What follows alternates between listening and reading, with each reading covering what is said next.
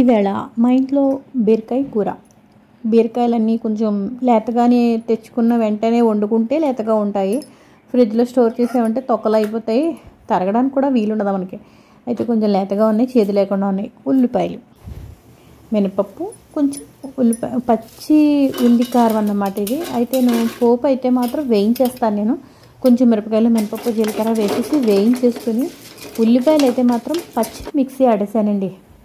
ఇది బీరకాయ ఉల్లికారం పెట్టి అంటారు. ఉల్లికారం వేయించి ఒక రకం వండుతారు, పచ్చిది ఒక రకం వండుతారు, ఉల్లిపాయ వేయకుండా ఒక రకం వండుతారు, నువ్వుపప్పు వేసి ఒక రకం వండుతారు, ఉల్లిపాయ, టమాటా, బీరకాయ ఇవన్నీ కలిపి ఒక రకం వండుతారు. అయితే శనగపిండి కూర ఇన్ని రకాలు వండుకుంటారు.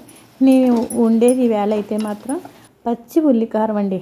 పచ్చి ఉల్లిపాయలు వేసేసి మిక్సీ ఆడేసుకొని, నెక్స్ట్ ఇవి చేదు లేనివన్నీ ఉంటే, చేదు ఉంటే తీసేసుకోవడం, చేదు లేకుండా అన్నీ వేసేసుకొని మగ్గ పెట్టేసుకుని 5 నిమిషాల్లో అయిపోతుందండి. తరగడం ఇవి మనకి గమన అయిపోతుంది, కానీ పోపు కొట్టేసుకుని వేసుకుని గబగబా అయిపోయి కూర ఏంటంటే బీరకాయ కూర అనమాట.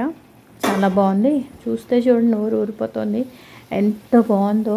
చపాతీల్లో కూడా చాలా బాగుంటుందండి ఇది. మీరు తప్పకుండా ఇలా ట్రై చేయండి.